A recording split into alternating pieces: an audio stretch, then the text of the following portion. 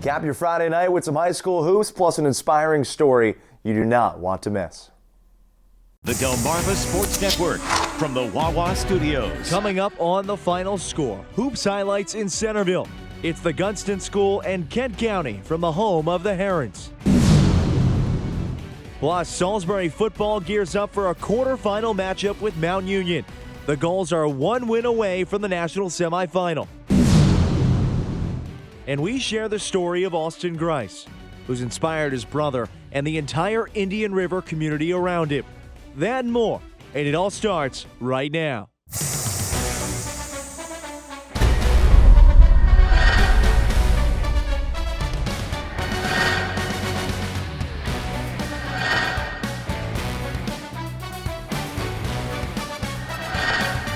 From the Wawa Studios, The Final Score starts now.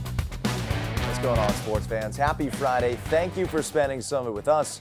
I'm Tim Nolan, taking you all the way up until 11. Good luck to all of our student athletes out there in the midst of finals, or congratulations if you're already finishing up exams. We got a busy show tonight. Let's get right into the action over in Queen Anne's County. The Herons made it to the ESIAC title game last year, looking to stay unbeaten against Kent County. Let's take you to the first quarter. 1 second on the shot clock for the Trojans. Check out Jonas Somerville. Hey, if they're going to count it, he'll take it. Triple from the corner. It's a nice fadeaway. Moments later, Somerville wants more. Meet Bennett Wirtz. The rejection, but Somerville, he had an answer. Step back, butter on the tray ball. 6-point lead, Kent County. Herons into the front court. Here comes the Gunston School. James McDonald. That's good from three-point range. The deficit wasn't cut into for long. More Somerville winds a pass cross court. Gavin Miller book it. Cash on the three. Trojans really pouring it on and one underneath. That's good for Shakira Wilson. And then Somerville in transition. It was 40-14 at the half. In the second, this is a coach's dream. Somerville finding DeJuan Harris at the high post, and then it's Razir Wilson to finish it off with the righty lay-in. Herons fighting back on a run of their own, punctuated by Amir Williams. An and one on offense, and then on the defensive end, hosting a block party in the paint. Some more transition buckets from other guys too. Steinberg to McDonald as the Herons keep chipping away, but Somerville wouldn't let the Herons get it all back. Assisting Jaisir Valentine off the inbound as Kent County goes on to win it 68-38 for the Trojans' first win of the season. And the honor of our short standout of the night brought to you by Gateway Subaru. It has to go to Mr. Somerville from Kent County. Jonah finished with 14 points on the evening, including a 3-point buzzer beater early. He racked up assists, steals, and rebounds to help his team win in Centreville. This all-around great performance is good enough for our short standout of the night. Let's recap our top stories of the day. Up in the first state, the DIAA board has approved the class realignment for a few local football teams and some schools up north. The big change, reigning 1A state champs Indian River making the move up to 2A, along with fellow Henlope and Foe Polytech. 2023 champs Tatnall go up 2. Meanwhile, defending 2A champions Caravel bumping up to 3A, while St. Mark's drops from 3A down to 2A. These changes will be effective at the start of the 2025 football season. In college basketball, Maryland Eastern Shore men's team returns to the Heights Center this weekend, taking on Bryn Athyn tomorrow. The Hawks have dropped 7 straight, most recently 63-61 to Wagner after a game-tying shot at the buzzer was waved off. The Hawks are led by guard Casey Shaw with 18 points per game. Tip-off from Princess Anne is tomorrow at 4 p.m., and you can watch all the action live on DSN. Over at Siegel Stadium tomorrow, Salisbury is the highest remaining seed in the Division III tournament, but the Gulls have their hands full in the quarters. In comes number 6 Mount Union from Alliance, Ohio. The Purple Raiders are also a perfect 12-0 in the season. The last time these two teams got together was the first round of the tournament in 2022. Mount Union won that game 51-0. This season, the Raiders are coming off topping Carnegie Mellon 24-19. Mount Union erased a 13-7 deficit in that contest with 3 straight scoring drives. The Purple Raiders have won 13 national titles and are looking for their 3rd semifinal trip in 4 years. As for the Seagulls, they took care of Randolph-Macon last week 35-14. SU has beaten its opponents by 17 or more points in each of the last 5 games. With the win, The Gulls would advance to their first national semifinal since 1986. That year, SU made the championship game. A victory would also tie the '86 Gulls with a program record 13th win this season. The matchup takes place at Siegel Stadium coming up at noon tomorrow. That's just part one. We still have plenty more coming your way here on the Final Score tonight, including the sweetest plays from all around Delmarva. Find out which athlete from the earlier contest will take home the top spot tonight. Plus, we have another edition of A Coach Who Makes a Difference. We catch up with the head man who turned around a girls' soccer and basketball programs into title contenders. And of course, you can't forget about the highlights. We have some cross-state action in boys basketball. We also got some wrestling over at Del Mar. We'll have all that and more, but first, here's meteorologist Mike Lichniak. So a cool day across the area. Temperatures in the 30s and 40s for highs. The wind turned in off the Atlantic, and that wind in off the water is going to keep temperatures cooler for Saturday. A warm-up's on the way Sunday for a price. We'll talk rain chances when we return. The Delmarva Sports Network from the Wawa Studios. Today was a beautiful winter day across the peninsula, but I know many of you going to Salisbury's quarterfinal tomorrow. You want to know what Mother Nature has in store. Here's Chief Meteorologist Mike Lichniak with your Tidal Health game day forecast. Hi there, friends. Happy Friday to you. Here's how the weekend plays itself out. And during the day, Saturday and Sunday, we're mainly on the dry side. Temperatures warm nicely from the 30s and 40s on Saturday to the 40s and 50s on Sunday. But by late on Sunday, we'll start to deal with a few rain showers, and those showers will linger into the first part of our Monday. So the focus for the rain chance as we work our way through the weekend is overnight Sunday into Monday morning. As we wake up Saturday, we've got temperatures in the 20s and low 30s inland, but notice Ocean City 37. Keep in mind, winds in off the water. Water temperatures are still warmer than the land at this point, so we're going to see a little bit of that influence as we work through time.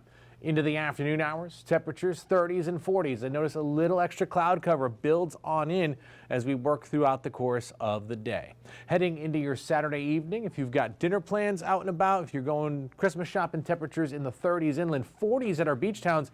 And notice that temperatures actually warm at our beach towns from Wallops to Ocean City into the low to mid 40s for morning temperatures on Sunday morning, while inland we'll see temperatures overnight fall back into the 30s. Now, most of the daytime hours will be dry on Sunday.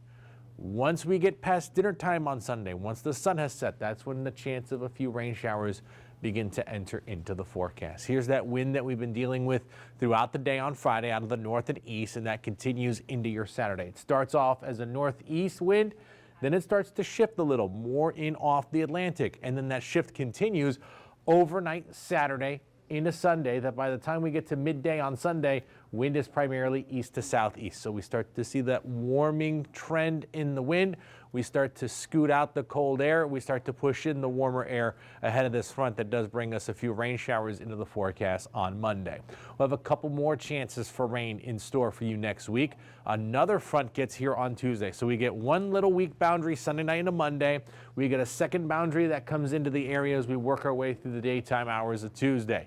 Behind it, we get a break on Wednesday, but as quickly as we get a break, another storm system comes in with the chance of some rain showers, and then another system looks to come on in as we work our way towards the end of next week with possibly some rain chances. But again, that's still way far out. One thing to note about temperatures, we continue to warm things into early next week with those shower chances in the low 60s Monday and Tuesday. The Delmarva Sports Network from the Wawa Studios. Welcome back to the Final Score. We got more hoops to break down and some wrestling. Let's start with a good one in Berlin on the hardwood. These highlights brought to you by Stanley Steamer. Chincoteague Ponies traveling to Worcester County to take on the Prep Mallards, and right from the opening tip, call on West a microwave because he was warm in a hurry. First from the left wing, Worcester Prep leads. Next trip down the floor, West parking in front of the Ponies bench. Bullseye, but wait, there's more. West, he was hotter than a fox in a forest fire. Here come the Mallards. Back-to-back-to-back triples for 5-5. It's all Worcester Prep early. And then here comes Kamari Davis and the Ponies. Cookies on the steal. And number 4 is going to take this one all the way to the rack for 2. Chincoteague chipping away. Next, Davis, he also saw the floor well. zipping a pass into the post, hitting the big fella Matthew Taylor for the turnaround deuce. And then a few plays later off the inbounds past Taylor, he could spot up two. They keep the bank open late by Ocean City. 32-28 Mallards on top by 4 at the half. And they'd stay locked in. After the break we go. Danny Kerwin getting in the three-point act. Give and go to the corner. Schmacks that three ball. Pony's turn to get one from downtown. It's George Casenos hiding behind the defense. Book it. Chincoteague keeping the pedal to the metal from inside and out. Davis canning the baseline, Jay, but the Mallards would prevail as they hang on to win this one 55-54. Worcester Prep improves to 3-1 on the year, while Chincoteague drops its first game of the season. To the mats in Del Mar, 16 schools competing in this year's Del Mar Invitational. It is today and tomorrow. We start off in the 120-pound weight class. Cannon Kurth of Langley battling Amani Marsilia of Indian River, and Dagsboro's own Smothers Kurth. Whistle sounds. That's a pin to 138. We got a Delmarva duel between Nathan McCara of IR, and he wins that one over Javen Chapman of Woodbridge. 144 time. Gabriel Hill of Sussex Academy grappling with Ethan Cooper. Hill, the cradle, and the pin. He picks up 6 of his own. To 165. This tilt with 2 wrestlers from outside the area. Gary Blaylock of Hodgson Votek. Robert Ronskevitz of Langley, Virginia, and it's Ronskevitz driving Blaylock around the mat and picking up another 3 points. He'd win by tech fall. Back to the shore. Henry Lazarchak of Indian River in a tough spot against Devon Baines to Shields. That's a good-looking pin for Seaford Zone. Up at 190, Finney and Jones of Langley battling Lake's stud offensive lineman Chase Lewis. The talented junior shoots low, and he'd hang on to win this one 11-3. Down at the 106s, William Pernod of St. George's against Salvador Delgado of Indian River, and this would go to the sophomore from the Hawks. At 113, one of the takedowns of the night, that was Laurel's Nathan Moore, pile driving Frank Zatowski to the floor. He come out on top of that matchup, and what a night it was for wrestling on the shore. This tournament, again, continues tomorrow at the home of the Cats, and it all begins at 8:30 a.m. Let's recap some of the interaction we weren't able to get to tonight. These scores brought to you by Spicer Brothers. In Bayside Hoops, Colonel Richardson outlasted Mardella 39-37 in girls basketball. The Colonels get back to 500 with a second straight win. Mardella's dropped 2 in a row and looks to bounce back against Washington on Tuesday. CR travels to Kent Island next Thursday. Over the ESIAC, Delmarva Christian boys took care of business tonight against Salisbury Christian, 70-34 the final. The Royals had 4 players score in double digits, but most importantly, DC outscored the Jags 45-16 after halftime. The Royals host Parkside on Monday, while the Jaguars await their next opponent at Gov Challenge. We're nearing the end here, folks, but don't worry, we got plenty you still want to see. Another edition of Coach Who Makes a Difference. DSN's Luke Milai catches up with the man leading the way for 2 championship contending and winning programs. And we got another story, too. You won't want to miss it. We'll be back in a moment. So the superstar tomorrow, presented by Delaware Electric Cooperative, is Amelia. Amelia absolutely loves softball. She's been playing the sport since she was 5 years old. Currently, she plays for the Big B's Lady Black Sox as a pitcher, third baseman, and outfielder. Amelia is an honors student and hopes to be a player on the Colonel Richardson High School softball team coming up next year. Keep up that amazing work, Amelia.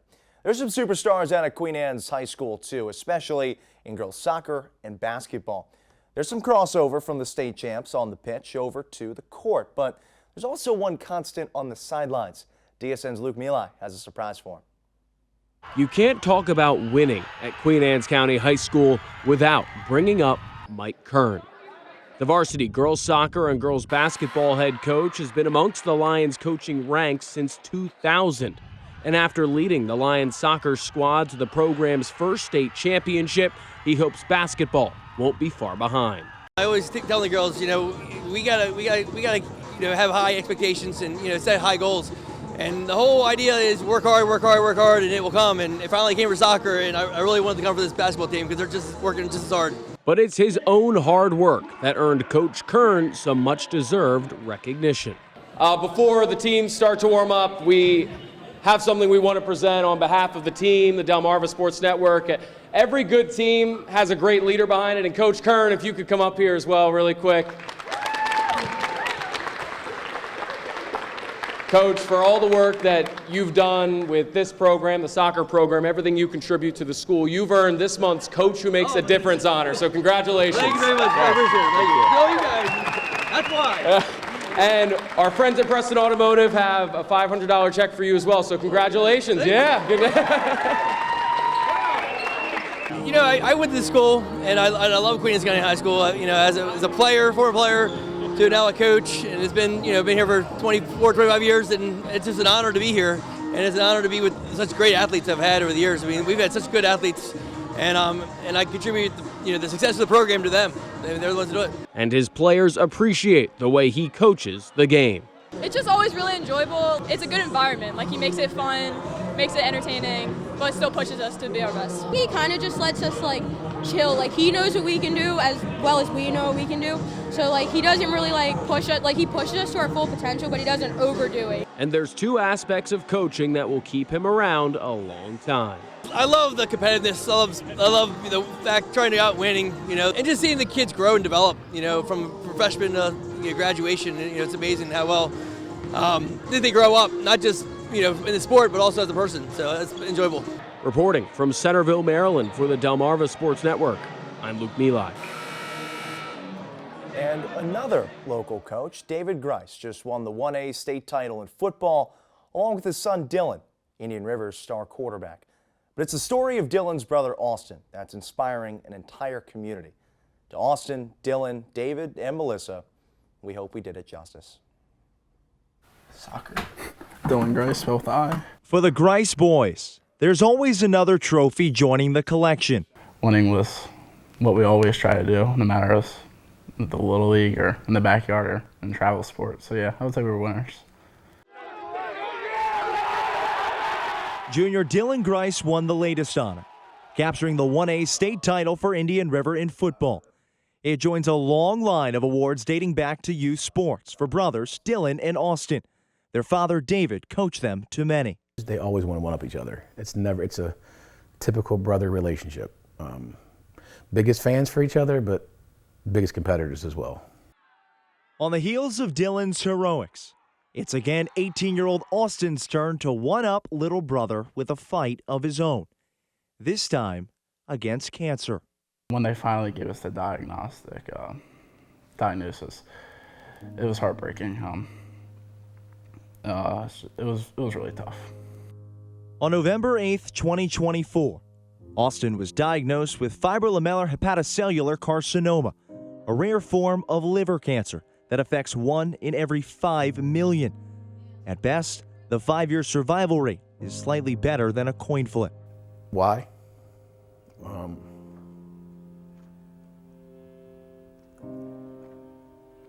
don't think any father wants to hear that about their kid. Doesn't matter if they have cancer, anything that hurt. It hurts. The parents said just like stay off the internet, and that God's gonna take his hand and walk him through this, and we have faith in that. The walk began with immunotherapy treatment at Children's Hospital of Philadelphia, and the Grices were not alone. Quickly, support for Austin's fight spread to the school, where students wore green Austin Strong bracelets. The football team put 63 patches on the helmet, and green bows were even put on the trees outside Clayton Elementary. I can deal with talking about his diagnosis. It's the people that you don't realize that are blessing your family. How many people reach out? You get the phone calls. What can we do? What can I do? I'll do anything for you. It's the outpouring of just support is, like you said, you can't describe it. It's undescribable. Football also provided a nice distraction. Austin watched film to scout opponents, and the Indians kept winning, all the way to the program's first state crown since 2011. The program Dylan and Austin played on together for 2 years. When he's in the stands, you know what he's fighting for, and then you're out here playing a game, you're just so much less than what he's fighting in his body. And it just shows that if I just go out there and just put everything out on the field, that's the least I can do for him. So yes, it's back to the older brother's turn to one-up, to put it all out there and battle. And in his mind, There's only one outcome in this game, too. No matter what, I'm going to keep fighting like no other. And I do believe that there's going to be an end in sight for this disease in me. And I just keep hoping and praying that that's in the future. But it's all in God's will. And if that's in the cards for me, then that'll be it. Spoken like a young man not with liver cancer, but the heart of a champion. In Selbyville, Tim Nolan, DSN.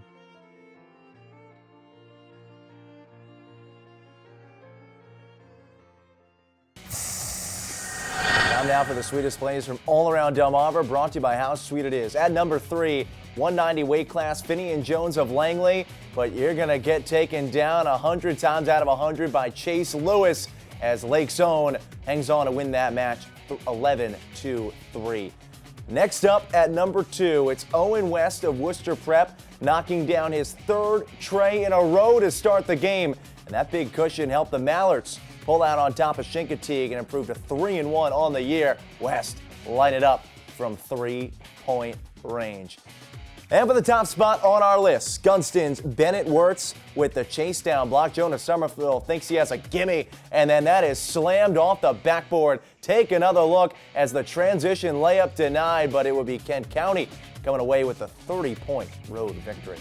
Sally, we're all out of time for tonight, but we thank you for watching as always. Remember, for all your local sports content, be sure to like and follow us on our social at Delmarva Sports. A huge thank you as well to all of our sponsors for making the final score possible. And make sure you tune in tomorrow to Bryn Ath and UMES. Coverage begins at 3:55, tip off at 4. For Manny Christian, Eric Maloney, I'm Tim Nolan saying so long. We'll see you next time.